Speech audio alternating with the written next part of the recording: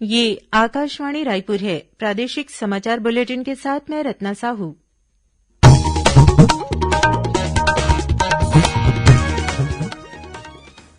और अब पेश है आज के मुख्य समाचार। केंद्र सरकार ने कोविड के प्रति एहतियाती उपायों में किसी भी तरह की ढील नहीं देने की अपील की।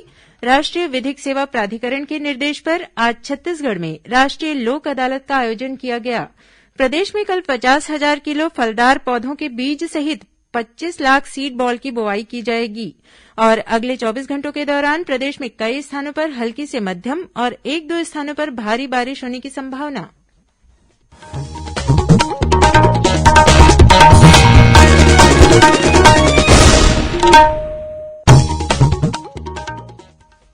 18 वर्ष से अधिक आयु वर्ग के लिए सरकारी केंद्रों पर निःशुल्क राष्ट्रव्यापी कोविड टीकाकरण अभियान जारी है। युवा श्रोताओं से हमारा आग्रह है कि स्वयं कोविड रोधी टीका लगवाएं और अन्य लोगों को भी इसके लिए प्रोत्साहित करें। कोविड स्वास्थ्य के लिए खतरा बना हुआ है, ऐसे में एहतियाती उपायों के पालन में कोताही न बरतें। जब तक आवश्यक न हो घर से बाहर न निकलें और 3 सरल उपायों का पालन करें। मास्क लगाएं, 2 गज की सुरक्षित दूरी बनाए रखें, बार-बार हाथ धोएं और चेहरा साफ करें। कोविड से संबंधित जानकारी और मार्गदर्शन के लिए राष्ट्रीय हेल्पलाइन काम कर रही है। छत्तीसगढ़ के लिए हेल्पलाइन नंबर है 104 और 0771223591। साथ ही राष्ट्रीय हेल्पलाइन नंबर है 1075।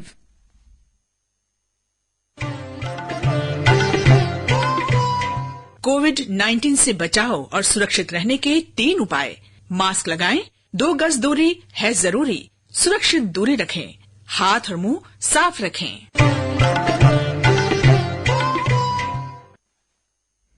केंद्र सरकार ने कोविड के प्रति एहतियाती उपायों में किसी भी तरह की ढील नहीं देने की अपील की है। केंद्रीय स्वास्थ्य मंत्रालय में संयुक्त सचिव लव अग्रवाल ने नई दिल्ली में संवाददाता सम्मेलन में कहा कि खतरा अभी टला नहीं है। उन्होंने कहा कि प्रधानमंत्री नरेंद्र मोदी ने प्रतिबंधों में छूट के दौरान कोविड नियमों की अनदेखी पर गहरी चिंता व्यक्त की है। श्री अग्रवाल ने ब्रिटेन, रूस और बांग्लादेश सहित कुछ ऐसे देशों का हवाला दिया जहां कोरोना के मामले तेजी से बढ़ रहे हैं।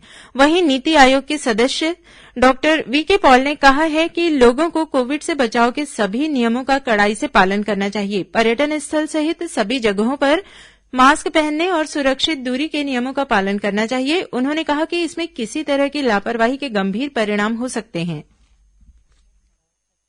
तो एक बार ये अपील है कि इस तरह का माहौल पैदा नहीं होना चाहिए। प्रिकॉशन नहीं लेंगे तो हम सिर्फ वायरस को ही मौका देंगे और वायरस हमारे पे हावी होगा। बहुत मुश्किल से इस सिचुएशन में पहुंचे हैं कि केसेस डिक्लाइन पे हैं। थोड़े ही जिलों में सिचुएशन खराब है, यह हम मानते हैं। हमने पूरी तरह से वायरस के ऊपर काबू नहीं पाया है और वो मौका अगर हम देंगे जिससे वायरस फैलता है। छत्तीसगढ़ में कोरोना टीकाकरण का कार्य जोर शोर से जारी है। प्रदेश में अब तक कोरोना से बचाव के लिए करीब 1 करोड़ 5 लाख टीके लगाए जा चुके हैं। प्रदेश की करीब 30% आबादी को कोरोना से बचाव का पहला टीका लगाया जा चुका है। छत्तीसगढ़ इस मामले में देश के कई बड़े राज्यों से आगे है। वहीं राजनांदगांव के शहरी और ग्रामीण क्षेत्रों में लोगों का टीकाकरण किया जा रहा है। टीका लगवाने के लिए ग्रामीणों को जागरूक करने गांवों में मुनादी भी कराई जा रही है। जिन लोगों ने पहला टीका लगवा लिया है उनसे अपनी बारी आने पर दूसरा टीका अनिवार्य रूप से लगवाने की अपील की जा रही है। मुख्य चिकित्सा और स्वास्थ्य अधिकारी डॉक्टर मिथिलेश चौधरी ने बताया कि जिले में अब तक 7.25 लाख लोगों को टीका लगाया जा चुका है। इस बीच प्रदेश में कोरोना संक्रमण के मामलों में लगातार सुधार हो रहा है और औसत पॉजिटिविटी दर 1% हो गई है। प्रदेश में कल कोरोना संक्रमण के 391 नए मामले सामने आए। वर्तमान में 5,000 मरीजों का इलाज विभिन्न अस्पतालों और होम आइसोलेशन में चल रहा है। उधर कोंडागांव जिले में कोरोना की संभावित तीसरी लहर से निपटने के लिए प्रशासन द्वारा तैयारियां शुरू कर दी गई है। कोविड टास्क फोर्स की समीक्षा बैठक में जिले से लगी सभी अंतर्राज्यीय सीमाओं को पुनः सील करने के साथ ही ब्लॉक स्तर पर 500 बिस्तर और जिला मुख्यालय में कोविड सेंटर बनाने के निर्देश दिए गए। वहीं कोरोना संक्रमण के प्रति लोगों को जागरूक करने विभिन्न राजनीतिक, सामाजिक और स्वयंसेवी संगठनों द्वारा अनेक कदम उठाए जा रहे हैं।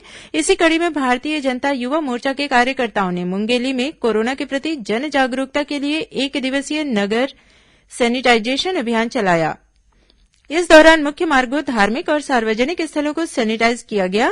साथ ही लोगों से कोरोना से बचाव के लिए सरकार द्वारा जारी दिशा निर्देश का पालन करने और सतर्कता बरतने की अपील की गई। राष्ट्रीय विधिक सेवा प्राधिकरण के निर्देशानुसार आज राष्ट्रीय लोक अदालत का आयोजन किया गया। छत्तीसगढ़ में भी तहसील स्तर से लेकर उच्च न्यायालय तक सभी न्यायालयों में लोक अदालत लगाई गई। इसमें विभिन्न मामले पक्षकारों के आपसी समझौतों से निपटाए गए। प्रकरणों की सुनवाई के लिए विशेष न्यायाधीशों की नियुक्ति के साथ प्रदेश में 322 खंडपीठों का गठन किया गया था। लोक अदालत में लगभग 40,000 प्रकरणों को सुनवाई के लिए रखा गया था। प्रदेश में वन विभाग द्वारा राज्य स्तर पर कल 11 जुलाई को एक साथ फलदार पौधों के बीज और सीड बॉल की बोआई की जाएगी। इसके तहत वन और वनेतर क्षेत्रों में 50,000 किलोग्राम फलदार पौधों के बीज सहित 25 लाख सीड बॉल की बोआई का लक्ष्य है। वन मंत्री मोहम्मद अकबर ने इसके सफल आयोजन के लिए विभागीय अधिकारियों को आवश्यक निर्देश दिए हैं। प्रदेश के वन तथा वनेतर क्षेत्रों में बेर, जामुन, बेल, सीताफल, करौंदा और मुनगा आदि फलदार प्रजातियों के बीज की बोआई अथवा छिड़काव और सीड बॉल डिबलिंग का कार्य किया जाएगा। वहीं प्रदेश में वन विभाग द्वारा निःशुल्क पौधों का वितरण भी किया जा रहा है।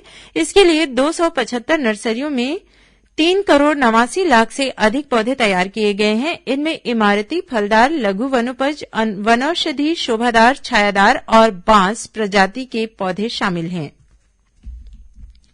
खबरों का सिलसिला जारी रहेगा। अभी वक्त है एक छोटे से विराम का।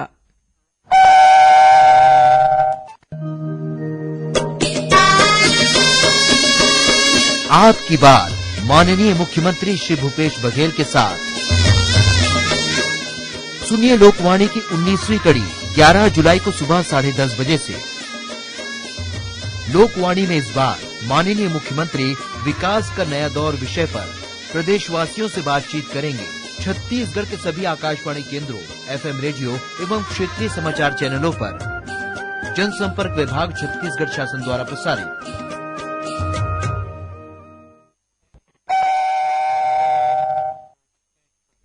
प्रादेशिक समाचार आप आकाशवाणी रायपुर से सुन रहे हैं और अब आगे बढ़ते हैं बाकी के समाचारों की ओर।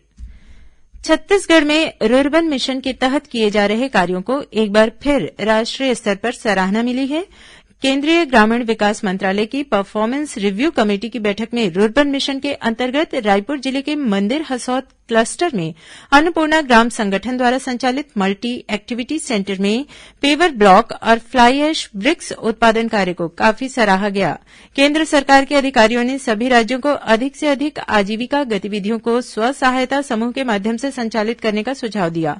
केंद्रीय सचिव नागेंद्र नाथ सिन्हा की अध्यक्षता में आयोजित ऑनलाइन बैठक में संयुक्त सचिव डॉक्टर विश्वजीत बैनर्जी ने बताया कि छत्तीसगढ़ रुर्बन के उत्कृष्ट क्रियान्वयन में देश के अग्रणी राज्यों में शामिल है।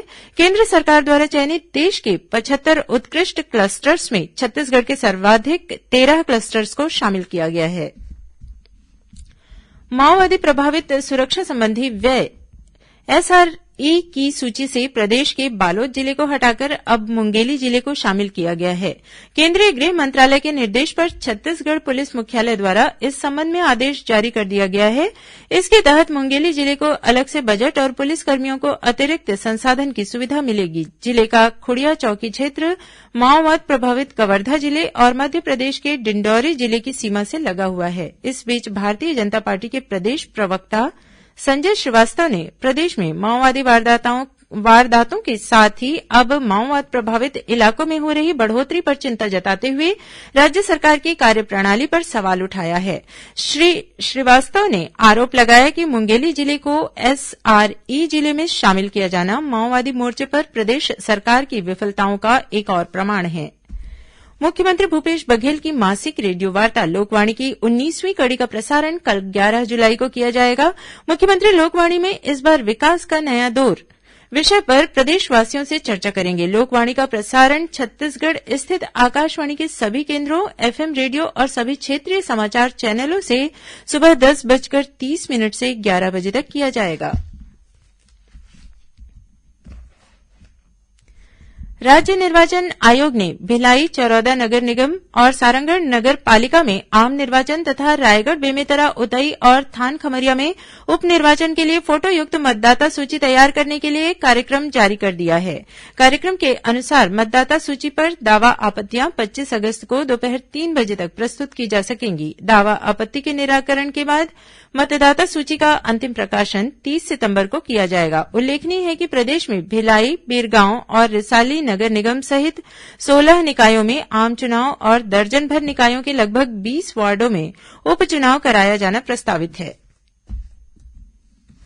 और अब पेश है मौसम का हाल।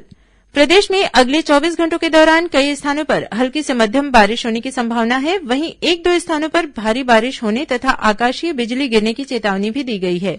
मौसम विभाग के मुताबिक एक चक्रवाती घेरा तटीय ओडिशा और उसके आसपास तक बनी हुई है। इसके अलावा एक द्रोणिका उत्तर पश्चिम राजस्थान से छत्तीसगढ़ और ओडिशा होते हुए विस्तारित है। इसके असर से प्रदेश के कई इलाकों में बीते 24 घंटों के दौरान हल्की से मध्यम बारिश दर्ज की गई है। आज राजधानी रायपुर सहित प्रदेश के कुछ स्थानों पर दिन भर बादल छाए रहे और हल्की बारिश हुई। अब कुछ अन्य खबरें संक्षिप्त में। राज्य शासन ने शासकीय चिकित्सा महाविद्यालय सरगुजा अंबिकापुर का नामकरण राजमाता देवेन्द्र कुमारी सिंहदेव के नाम पर करने का आदेश जारी कर दिया है। प्रदेश के सभी शासकीय अधिकारियों, कर्मचारियों और अखिल भारतीय सेवा के अधिकारियों की सामान्य भविष्य निधि लेखा पर्ची कार्यालय महालेखाकार छत्तीसगढ़ और राज्य शासन की वेबसाइट पर उपलब्ध है। Wild life crime control bureau की टीम ने छत्तीसगढ़ के गरियाबंद सहित ओडिशा के नुआपाड़ा और कालाहांडी जिले में छापा मारकर वन्य जीवों का शिकार करने के मामले में 6 आरोपियों को गिरफ्तार किया है। इनके पास से वन्य जीवों के नाखून, दांत और खाल बरामद किए गए हैं। बिलासपुर जिले के मस्तूरी थाना क्षेत्र में वाहनों की जांच के दौरान पुलिस ने एक वाहन से बड़ी मात्रा में नशीली दवाइयां जब्त की है।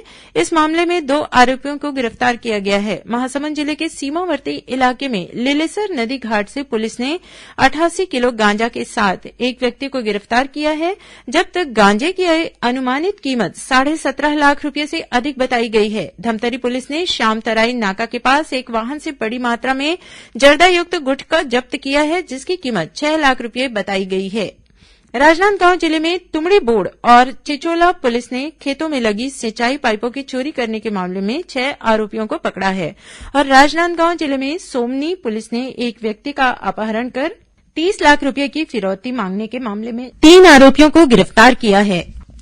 अंत में मुख्य समाचार एक बार फिर। केंद्र सरकार ने कोविड के प्रति एहतियाती उपायों में किसी भी तरह की ढील नहीं देने की अपील की। राष्ट्रीय विधिक सेवा प्राधिकरण के निर्देश पर आज छत्तीसगढ़ में राष्ट्रीय लोक अदालत का आयोजन किया गया। प्रदेश में कल 50,000 किलो फलदार पौधों के बीज सहित 25 लाख सीड बॉल की बुआई की जाएगी। और अगले 24 घंटों के दौरान प्रदेश में कई स्थानों पर हल्की से मध्यम और 1-2 स्थानों पर भारी बारिश होने की संभावना। इसी के साथ प्रादेशिक समाचार बुलेटिन समाप्त हुआ। नमस्कार।